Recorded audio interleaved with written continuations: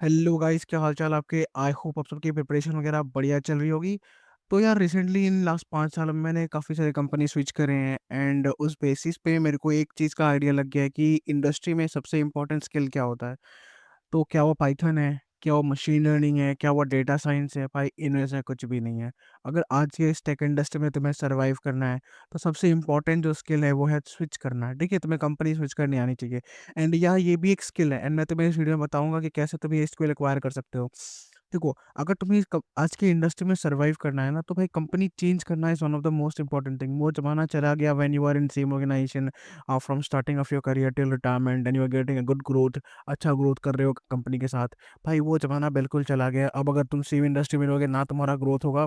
And कभी-कभी होता है कि कंपनी का कल्चर अचानक से बहुत टॉक्सिक हो जाता है एंड तुम अब निकलना चाहते हो, बट अब क्योंकि तुम्हें आता ही नहीं है वो निकलने का स्किल, तुम्हें पता ही नहीं है कि कंपनी में अप्लाई कैसे करते हैं, स्विच कैसे करते हैं, इंटरव्यूज़ में क्या पूछा जाता है। तो ये तुम्हारे लिए एक बहुत बड़ा बॉटलनेक बन जाता है, बहुत बड़ा चैलेंज बन जाता है, ठीक है?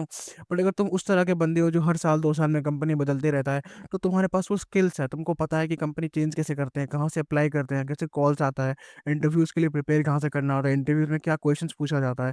तो ये तुम्हें पता होता है, जब तुम्हें ये पता होता है तो तुम्हारे लिए स्विच करना बहुत ईज़ी हो जाता है। तो चलो मैं तुम्हें टिप्स बताऊँ कि कैसे तुम इस चीज़ को प्रिपेयर कर सकते हो।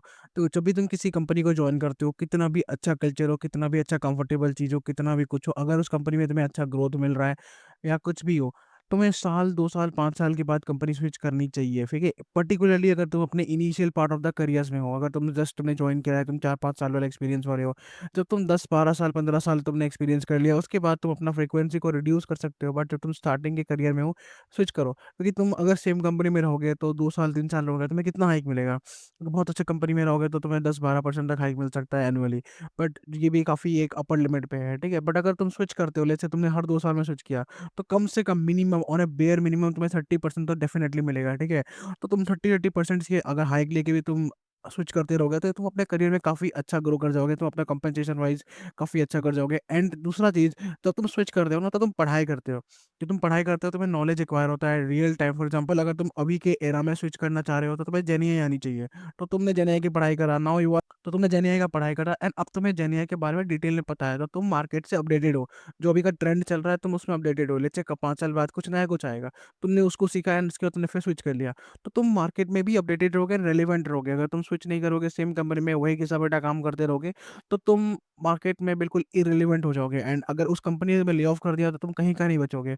ये टीसीएस में रिसेंटली हुआ था। टीसीएस में कुछ बंदे थे जो लास्ट 12 साल, 15 साल से टीसीएस के अंदर है। वो कंफर्टेबल हो गए थे क्योंकि अच्छा पर्क्स मिल रहा है उनको, अच्छा सैलरी, डिसेंट सैलरी मिल रहा है, वर्क लाइफ अच्छा है एंड वो काफ़ी कंफर्टेबल हो गए थे कि सरकारी नौकरी है।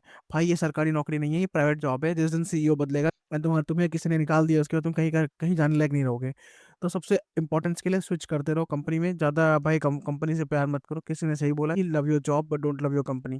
तो अगर तुम्हें स्विच करना है भाई, इंडस्ट्री में आज जो भी चीज़ रिलेवेंट है, जो भी चीज़ इंपॉर्टेंट है एंड ट्रेंडिंग चल रहा है, उसको पढ़ो एंड उस डोमेन पे स्विच कर लो। जैसे तुम अगर लेट्स सॉफ्टवेयर इंजीनियर हो, तुम पाइथन पे काम करते हो, तो तुमने देखा कि अभी जेएनआई पे काफ़ी ट्रेंड है, काफ़ी लोग जेएनआई पे स्विच कर रहे हैं, काफ़ी काफ़ी हायरिंग चल रही है जेएनआई पे। भाई जेएनआई का पढ़ाई कर लो एंड इट्स वेरी ईज़िली। भाई आज के टाइम पे पढ़ाई करना सबसे आसान है। भाई यूट्यूब पे दुनिया भर का रिसोर्सेज़ है।